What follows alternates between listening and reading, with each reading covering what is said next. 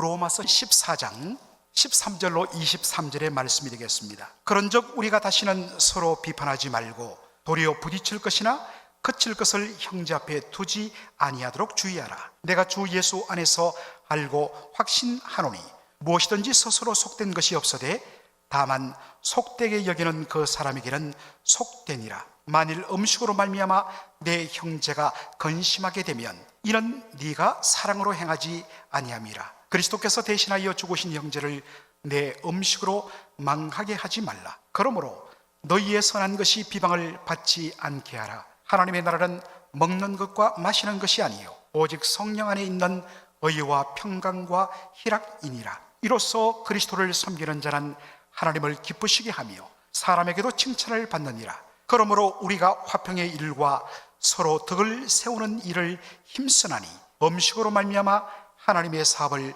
무너지게 하지 말라. 만물이 다 깨끗하되 거리낌으로 먹는 사람에게는 악한 것이라. 고기도 먹지 아니하고 포도주도 마시지 아니하고 무엇이든지 내 형제로 거리끼게 하는 일을 아니함이 아름다우니라. 내게 있는 믿음을 하나님 앞에서 스스로 가지고 있으라. 자기가 옳다 하는 바로 자기를 정죄하지 아니하는 자는 복이 있도다. 의심하고 먹는 자는 정죄되었나니 이는 믿음을 따라 하지 아니하였기 때문이라. 믿음을 따라 하지 아니하는 것은 다 죄니라. 아멘. 오늘 저는 로마서 14장을 가지고 세 번째 설교하는 시간입니다. 지난 1월 첫째 주부터 건강한 교회라는 주제로 말씀을 전하고 있습니다. 건강한 교회라는 슬로건 모든 분들이 다들 좋아해요. 그런데 여러분, 건강한 교회라는 외침만으로는 교회는 절대로 건강해지지 않습니다. 건강하기 위하여 열심히 애를 쓰고 노력해야 하는 것입니다. 오늘 본문은 바로 그것을 보여줍니다. 여러분, 로마서 14장을 가지고 제가 건강한 교회의 구체적인 실천 상황에 대해서 지난 2주간 말씀을 드렸습니다. 로마 교회는 유대인 출신 성도들과 그들에 의해서 전도를 받은 로마 본토 출신 성도들로 구성된 교회였습니다. 서로의 출신 배경과 가지고 있는 환경과 사상과 또 문화가 다르다 보니까 시간이 지나면서 그 둘 사이에 갈등이 일어나기 시작했습니다. 특별히 음식 먹는 문제, 그 중에서 고기 먹는 문제로 그들은 극심한 갈등을 겪어야 했습니다. 당시 로마 시장에는 로마 신전에 제물로 드려졌다가 바로 내놓은 제물용 고기와 일반 독축용 고기가 함께 뒤섞여서 팔려지고 있었습니다. 그런데 로마 본토 성도들에게는 시장에서 고기를 사 먹는 것이 전혀 부담이 되지 않았습니다. 왜냐? 그들은 바로 음식에 대한 바른 지식과 믿음을 가지고 있었기 때문입니다. 하나님이 만드신 모든 것은 다 깨끗하고 선하다. 더군다나 하나님 외에 이 땅에 우상은, 신은 존재하지 않는다. 그러므로 우상은 단순히 나무 조각, 돌 조각에 뿐인 것이다. 그러므로 그 우상에 드려진 제물은 고기에 불과할 뿐이므로 먹어도 아무 문제가 없다라고 자유했습니다. 반면에 유대인 출신 성도들은 혹여 고기를 샀다가 그 고기가 만약에 우상 제물로 드려진 고기라면 그것을 먹으면 그것이 자신의 몸과 영혼을 더럽힌다라고 해서 그들은 고기를 먹지 않고 고기를 먹고 싶어도 먹지 못하고 채소만을 먹어야 했습니다. 바로 이 일로 인하여 갈등이 벌어지는데 믿음의 근거하여 고기를 먹는 성도들은 먹지 못하는 자들을 업신여겼습니다. 고기를 먹지 않고 채소를 먹는 자들은 고기를 먹는 자들을 향하여 비난하며 정죄했습니다. 이렇게 하면서 갈등이 극심하게 된 것입니다. 바울은 우선 먼저 음식에 대한 바른 이해를 제시합니다. 그것이 바로 로마서 14장 4절에 다시 한 번 더 잘 나옵니다. 우리 함께 읽겠습니다. 내가 주 예수 안에서 알고 확신하노니 무엇이든지 스스로 속된 것이 없어되 다만 속되게 여기는 그 사람에게는 속되니라. 바울은 자기가 음식에 대하여 가지고 있는 이해가 예수님에게로부터 나왔다고 이야기합니다. 그게 뭐냐? 무엇이든지 스스로 속된 것이 없다. 모든 음식은 다른 말로 하면 다 깨끗하다라는 것입니다. 그 근거가 뭐냐? 바로 예수님의 말씀 때문입니다. 마가복음 7장 18절로 19절을 우리가 한번 볼까요? 예수께서 이르시되 너희도 이렇게 깨달음이 없느냐? 무엇이든지 밖에서 들어가는 것이 능히 사람을 더럽게 하지 못함을 알지 못하느냐? 19절 다 같이요. 이는 마음으로 들어가지 아니하고 배로 들어가 뒤로 나갑니다. 이러므로 모든 음식물을 깨끗하다 하시니라.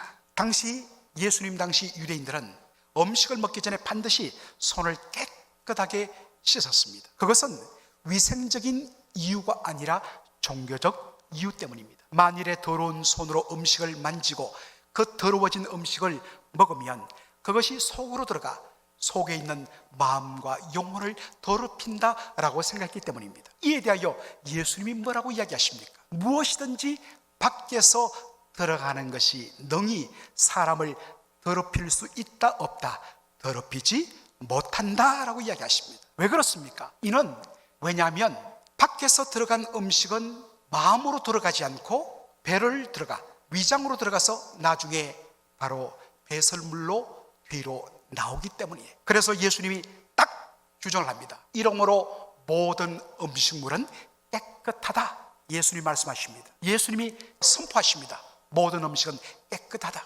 바로 바울은 이 예수님의 말씀에 근거하여 확신합니다. 그래서 그가 로마 교회 성도들에게 편지 보내면서 쓴 말이 무엇입니까? 이미 우리가 14절에서 봤던 대로 무엇이든지 스스로 속된 것은 없다라는 것입니다. 그런데 어떤 사람에게 그것이 속되냐, 언클린하냐, 깨끗하지 못하냐면 속되게 여기는 사람에게 속될 뿐이다 라고 이야기하고 있습니다. 여러분, 이 말을 얼핏 읽어보면 바울은 바른 지식에 근거하여 믿음이 강한 자들을 두둔하고 바른 말씀의 지식 없이 믿음이 약한 자들에 대하여서 책망하는 것처럼 보입니다. 그런데 여러분, 본문을 쭉 읽어보면 바울은 이 둘 중에서 누구에게 더 무거운 책임을 지우느냐? 바로 바른 지식에 근거하여 믿음이 강한 자에게 더 강한 책망을 하는 것을 볼 수가 있습니다. 자, 15절 우리 다 함께 읽겠습니다. 만일 음식으로 말미암아 내 형제가 근심하게 되면 이는 네가 사랑으로 행하지 아니함이라. 그리스도께서 대신하여 죽으신 형제를 내 음식으로 망하게 하지 말라. 바른 지식에 근거한 믿음을 가진 사람은 모든 음식을 먹는데 모든 음식은 다 깨끗하기 때문에 문제없어 자유롭게 먹습니다. 그런데 문제는 그가 가진 바른 지식에 근거한 자유로 그가 자유롭게 먹음으로 말미암아 믿음이 연약한 자를 근심하게 하고 최종적으로 그를 무너지게 망하게 만드는 데 나갈 수도 있기 때문인 것입니다. 여러분, 믿음이 좋다는 것, 믿음이 강하다는 것 뭘까요? 무엇이 좋은 믿음이요 강한 믿음일까요? 어떠한 의심도 없이 믿습니다 하면서 믿음의 기도를 하는 믿음? 물론 좋은 믿음입니다. 주님을 믿고 사랑하기 때문에 주님을 위하여서 모든 것을 바치며 헌신하는 것, 귀한 믿음이에요. 그러나 성경은 그것으로 좋은 믿음을 말하지 않습니다. 성경이 말하는 좋은 믿음, 성경이 말하는 강한 믿음은 무엇으로 확인되는가? 이에 대하여 갈라디아서 5장 6절을 통하여 바울은 이렇게 이야기합니다. 다 같이 읽겠습니다. 그리스도 예수 안에서는 할례나 무할례나 효력이 없어되 사랑으로서 역사하는 믿음뿐이라. 갈라디아 교회도 할례를 받아야 되느냐, 예수 믿고서 할례를 안 받아도 되느냐, 이것 때문에 한참 시끄러울 때에 바울이 말합니다. 그리스도 예수 안에서는 할례 무할례 이것이 중요한 것이 아니라 뭐가 제일 중요하냐? 사랑으로 역사하는 믿음이 중요하다. 사랑으로 역사하는 믿음, 이 한글 번역이 그 의미가 확 와닿지 않습니다. 그런데 영어로 보면 의미가 와닿아요. 사랑으로서 역사하는 믿음은 faith expressing itself through love. 믿음이란 것은 무엇을 통하여 드러나고 나타난다고요? through love. 사랑을 통하여. 참된 믿음, 진정한 믿음, 그 믿음의 진정성 무엇을 통하여 확인된다고요? 사랑을 통하여 확인된다는 것입니다. 자신의 강한 믿음에 근거하여 자유를 행함으로 믿음이 연약한 자를 낙심시키는 것, 여러분, 그것은 좋은 믿음이 아닙니다. 종종 우리가 이런 표현을 쓰지 않습니까? 참 저분 믿음 좋아, 열심히 써. 그런데 사랑이 없어. 여러분, 이것은 넌센스입니다. 참된 믿음은 무엇으로 드러나고 확인된다고요? 사랑을 통하여, 연약한 자들을 향한 배려를 통하여 확인되는 것이 참된 믿음이란 것입니다. 바울은 한 걸음 더 나가서 바른 지식에 근거하여 믿음이 강하다고 하는 자를 한 번 더 책망합니다. 로마서 14장 20절을 우리 다 함께 읽도록 하겠습니다. 음식으로 말미암아 하나님의 사업을 무너지게 하지 말라. 만물이 다 깨끗하되 그리낌으로 먹는 사람에게는 악한 것이라. 여러분, 얼핏 로마서 14장 20절을 한글 성경으로 읽어보면 바울은 믿음이 연약한 자들을 책망하는 것처럼 보입니다. 만물이 다 깨끗한데, 그런데도 그 사실을 알지 못하고 마음의 끄리낌, 깨름직한 마음으로 음식을 먹는 사람에게는 그것이 악한 것이다, 잘못된 것이다 라고 말하기 때문입니다. 그런데 죄송하게도 여러분, 아래에 놓는 영어 성경을 읽어보면 이게 헬러 원어의 내용입니다. 우리 성경이 번역이 잘못되었어요. 음식으로 말미암아 do not destroy, 하나님의 사업을, 하나님의 일을 무너지게 하지 말라. 만물은, 모든 것들은, 모든 음식은 다 깨끗하다. 그러나 그가 먹는 것에 의해서 만일 다른 사람을 실족시킨다면 그것이 it is wrong, 그것이 잘못된 것이다 말입니다. 그렇다면 어떻게 해야 하는가? 이에 대하여 로마서 14장 21절에 사도 바울은 이렇게 말하고 있습니다. 다 같이 읽겠습니다. 고기도 먹지 아니하고 포도주도 마시지 아니하고 무엇이든지 내 형제로 그리키게 하는 일을 아니함이 아름다우니라. 여러분, 오늘 제가 아름답다라는 칼럼을 썼어요. 혹시 읽어보셨나요? 와, 이렇게 안 읽어보셨어요? 꼭 읽어보세요. 정말로 너무나 참 좋은 내용이 실려 있습니다. 도대체 아름답다라는 그 의미가 무엇인지 참 여러분에게 놀라운 시각을 열어줄 것입니다. 그런데 여기 아름답다라는 이 말은 사실 헬로 원어적으로 보면 영어 성경도 그렇고 beautiful이 아니에요. It is good, 좋다, 선하단 말입니다. 뭐가 선한 일이냐? 자신은 바른 지식에 근거하여서 어떠한 음식도 마음껏 먹을 수 있는 자유가 있습니다. 그런데 자신의 그 자유가 믿음이 연약하여서 그것을 보고 바로 형제를 낙심시킨다면 그것을 나는 하지 않겠다라는 것이 바로 선한 일이란 것입니다. 나는 바른 지식에 근거하여서 포도주를 마실 수 있어요. 술을 마실 수 있어요. 자유합니다.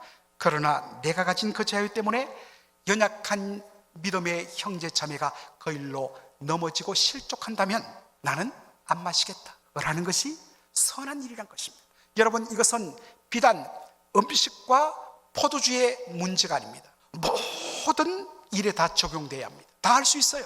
죄가 되지 않는 일들은 다 할 수 있어요. 그러나 자신의 자유가 다른 형제 자매를 실족시킨다면 그것을 하지 않고 멈추는 것이 자유라는 것입니다. 제가 27년 반 전에 바로 미시간 땅에 첫 발을 내디뎠는데 거기에 있는 켈빈 세미나리, 칼빈 신학교에 공부하러 왔기 때문입니다. 참 지금도 그때만 생각하면 너무 기분이 좋아요. 정말 어머니의 품 같은 그런 좋은 신학교입니다. 이 칼빈 신학교의 그 로고가 무엇입니까, 여러분? 사람의 손 위에 뭐가 올라와 있습니까?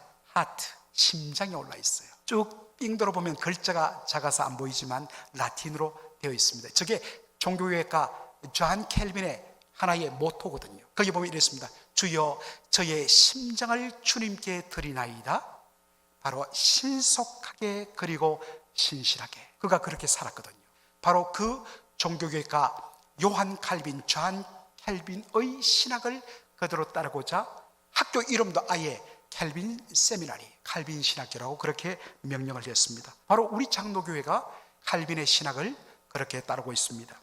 칼빈 신학교가 속한 교단, 기독교 개혁 교단이 만든 유명한 성경 공부 교재가 있어요. 바로 커피 브레이크입니다. 우리 교회가 지금 쓰고 있어요. 그런데 우리와 조금 다른 것이 뭐냐면 이들은 술, 담배에 있어서는 커피와 같은 기호 식품으로 여겨서 먹는데 거리낌이 없다는 것입니다. 제가 이 학교에 공부하러 갔을 때에 먼저 공부하러 온 분들로부터 이 학교에 수십 년 전부터 내려오는 전설 같은 한국 목사님 이야기를 들려주었습니다. 한국 유학생들이 거의 없던 그 시절에 아주 보수적인 장로교단의 목사님 한 분이 유학을 왔는데 어느 날 수업 중에 휴식 시간에 바깥으로 공기를 마시러 오다가 이분이 경악을 했습니다. 왜냐? 교수님들이 문 바깥에서 도란도란 했거든요. 담배를 피우고 있는 것을 봤습니다. 충격, 한국적 상황에서는 있을 수 없는 일이라 충격을 받은 이 목사님이 총장실로 달려가서 항의를 했습니다. 어떻게 주의 종들을 양성하는 신학교 교수님들이 신학교에서 담배를 피울 수 있습니까? 저 너무 충격받아서 한국으로 돌아가겠습니다. 이것 때문에 긴급하게 교수회의가 모였다고 합니다. 토론 끝에 두 가지를 정했습니다. 첫째로 우리는 술, 담배가 식품의 일종이기 때문에 죄로 여기지 않는다. 둘째, 그러나 우리가 가진 이 생각과 자유로 인해서 한 형제가 실족하는 것, 이것은 죄다. 그래서 교수님들 중에 어차피 집에 가면 맨날 와이프가 담배 끊으라고 냄새 난다고 잔소리하는데 이참에 끊자 해서 끊는 분도 계시고, 그리고 도저히 이 골초라서 끊지 못하는 교수님은 자기 연구실 안에서만 피우기로 결정을 했다는 것입니다. 제가 유학 갔을 때 노 교수님, 교회사 헨리 저완스트라 교수님이 저희 지도 교수였는데, 그분에게 어떤 논문과 관련돼서 찾아가면 문을 들으면 들어오세요 해서 들어가면 연기가 차고, I'm sorry, Mr. Ko. 담배를 피워서 미안하다고 그렇게 했던 기억이 지금 납니다. 여러분, 성경을 온전한 하나님의 말씀으로 믿는 복음주의 계통의 교회, 미국의 그러한 교회, 그 교회 중에서 두 부류로 나눠집니다. 술, 담배와 관련되어서 그것을 기호식품으로 여기는 교회들이 있습니다. 주로 동북부 쪽의 복음주의 교회들입니다. 남부 쪽에 있는 이른바 바이블 벨트에 있는 그러한 복음주의 교회들은 술, 담배를 죄악시하려 멀리합니다. 바로 1885년 부활절에 언더우드 선교사님과 감리교회 아펜젤라 선교사님이 함께 제물포에 발을 내딛음으로 한국 선교 시작됐는데, 미국에서 건너온 한국 교회를 세운 선교사님들은 다 술, 담배를 멀리하는 전통에 서 있던 분들이었습니다. 그러므로 한국 교회는 초창기부터 술, 담배를 죄악시하고 금하는 전통이 세워졌습니다. 이것 때문에 예수를 믿든 안 믿는 사람들도 머릿속에는 예수 믿는 사람들은 술, 담배 하지 않던 것으로 여깁니다. 그래서 남자들 직장에 들어가면 예수 믿는 사람들에게 술 마시라 권유합니다. 괜찮아 권유하고 나서는 마지못해서 한 잔 마시면 돌아서서 믿는 것들 별 수 없네, 또 그렇게 욕을 하고 그랬습니다. 어떤 분이 저한테 물으시더라고요. 목사님의 입장은 무엇입니까? 저는 예수님의 입장을 따르고 바울의 입장을 따릅니다. 그것은 뭐냐? 모든 식물은, 모든 음식은 다 깨끗하다는 것입니다. 그런 의미에서 술, 담배를 죄악시하지 않습니다. 아마도 여기 보니까 일부의 성도들은 동공이 흔들리면서 우리 목사님 타락한 것 아니야? 라고 하는 분도 있고, 일부의 남성들은 갑자기 눈이 빛나면서 오, 복음을 들었다 하시는 분들이 계십니다. 그런데 여러분, 대다수 경건한 한국교회 성도들은 술, 담배를 멀리하는 것을 귀한 전통으로 여기고 있습니다. 그런 의미에서 그런 분들이 식당에 갔다가 자기 교회 장로님들, 집사님들이 두꺼비를 나누고 있다면 실족할까요, 안 할까요? 그게 죄란 것입니다. 그게 죄란 거예요. 우리 장로님하고 저하고 이게 아주 좋습니다. 그게 죄입니다. 저희 교회가 10년 선교 프로젝트를 발표하고 올해 저희들이 10년간 집중적으로 섬길 선교지를 결정하게 됩니다. 그것을 위하여서 선교지 한 두 곳을 저희들이 비전 트립 하려고 합니다. 그래서 일단은 그 첫 번째 대상지 중에 하나로 우리가 생각하고 있는 것이 쿠바입니다. 요즘 쿠바에 놀라운 부흥의 바람이 불고 있습니다. 여러분, 쿠바 하면 여러분 무엇이 떠오릅니까? 해밍웨이? 역시 고상합니다. 그러나 여러분 또 다르게 쿠바 하면 뭐가 생각나요? 시가가 생각나죠. 아니, 목사님 어떻게 그렇게 잘하십니까?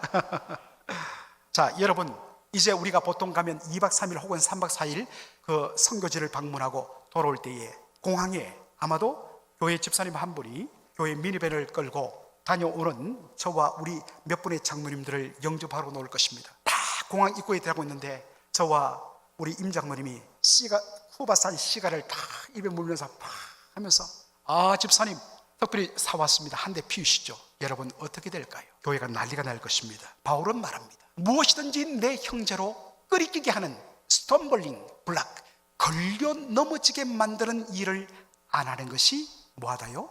옳은 것이다, 선하다, 아름답다라고 이야기하는 것입니다. 그렇다면 구체적으로 어떻게 이것을 해야 될까요? 여러분, 다른 사람들이 나로 인하여서 넘어지지 않도록 하기 위해서 어떤 일을 우리가 해야 될까요? 로마서 14장 13절 우리 다 함께 읽도록 하겠습니다. 그런즉 우리가 다시는 서로 비판하지 말고 도리어 부딪힐 것이나 거칠 것을 형제 앞에 두지 않도록 주의하라. 일단은 소극적인 차원에서는 나의 이 행동이 다른 연약한 형제들을 실족시키거나 넘어뜨리지 않을까 해서 부딪힐 것이나 거칠 것을 두지 않도록 주의해야 된다는 것입니다. 내가 말할 자유 있어요. 내가 행동할 자유 있습니다. 그러나 그 말과 행동이 만일 그 일로 인하여서 한 형제 한 자매가 힘들어하거나 고통을 당한다면 나는 입을 다물어야 하는 것입니다. 그런데 이것을 누가 해야 되느냐? 누가 해야 된다고요? 서로 해야 된다는 것입니다. one another, 함께 해야 합니다. 그런데 함께 해야 하는데, 그런데 가장 우선적으로 힘써야 할 사람이 누구냐? 바로 먼저 믿은 자, 믿음이 강한 자, 중직을 받은 자. 그런 의미에서 우리 장로님들, 권사님들은 더 많이 양보해야 합니다. 더 많이 배려해야 합니다. 더 많이 참아야 합니다. 왜요? 하나님께서 나에게 먼저 그러한 은혜를 주셨기 때문에. 소극적인 차원에서 다른 사람들을 실족시키는 것들을 피하고 두지 않는 것이라면 적극적으로 어떻게 해야 되느냐? 누가복음 14장 19절의 말씀입니다. 다 같이 읽겠습니다. 그러므로 우리가 화평의 일과 서로 덕을 세우는 일을 힘쓰나니. 적극적으로 우리가 해야 할 것은 뭐냐?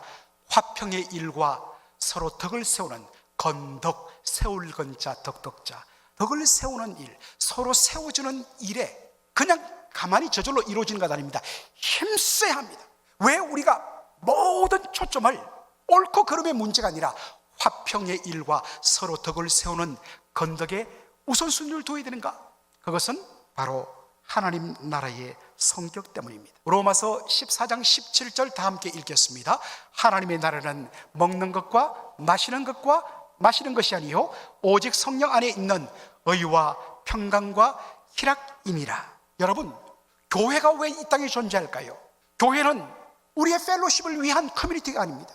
물론 그런 역할을 하지만 그것은 세컨더리, 썰드리입니다. 프라이머리는 바로 하나님 나라가 어떤 나라인지를 이 세상 사람들에게 보여주기 위하여 존재하고 세워지는 것이 교회입니다. 그런데 하나님 나라는 무엇으로 확인되냐면 성령 안에 의와 평강과 희락으로 이루어집니다. 그런 의미에서 하나님 나라를 닮으려고 애쓰는 교회 공동체의 핵심은 의와 평강과 희락입니다. 여러분, 이것은 저절로 이루어지지 않습니다. 그래서 서로 화평의 일과 서로를 덕을 세워주는 일에 힘쓰라라고 이야기하고 있습니다. 힘써야 합니다. 여러분, 교회는 모든 일들을 효율적으로, 그리고 그렇게 함으로 성과가 나타나는 것이 좋죠. 그러나 우리가 속지 말아야 될 것은 교회는 효율과 성과를 위한 공동체가 아닙니다. 회사는 효율과 성과입니다. 그러나 우리는 그렇게 할 수 없습니다. 왜냐? 교회는 천국을 드러내는 공동체이기 때문에 화평과 건덕의 공동체입니다. 제가 8년간 우리 교회를 목회하면서 때로는 너무 답답한 일이 많아요. 솔직히 어떤 이슈를 냈을 때 이분은 이렇게 가자, 저분은 저렇게, 또 다른 분들은 이렇게 가자, 한 걸음도 앞으로 못 나. 그런데 그것을 빨리 가기 위해서, 효율적으로 하기 위해서 만약에 제가 나서거나 문제를 처리했다고 하십시오, 큰일 납니다. 그러면 이 공동체는 오늘날 존재하지 않을 겁니다. 교회는 효율을 위한 공동체가 아닙니다. 때로는 답답하고, 때로는 더디고, 때로는 천천히 간다 할지라도 우리 주님의 다스림을 인정하며 서로를 용납하며 서로를 세워주며, 그래서 그 가운데 피스, 화평이 일어났을 때 그것이 하나님 나라를 보여주는 겁니다. 목사를 따르라, 당회를 따르라, 힘 있는 사람을 따르라 해서 싫은 사람 나가고, 그래서 쫙 줄 세워서, 그래서 3,000명, 5,000명 대본들, 기업과 다를 바 없어요. 그게 기업이지 어떻게 교회입니까? 그건 하나님 나라 못 보여준다고요. 때로 조금 못나고, 때로 좀 부족하고, 좀 모자라질지라도 참아주고, 기다려주고, 세워주고, 상대방이 힘들한 거 있으면 내가 좀 피해주고, 그래서 화평과 덕을 세우는 교회. 여러분, 이것이 진짜 하나님 보시기에 아름다운 일이 아니겠습니까? 믿으시면 아멘. 이런 교회 이루어가는 저와 여러분 되기를 주의 이름으로 축원합니다. 아멘.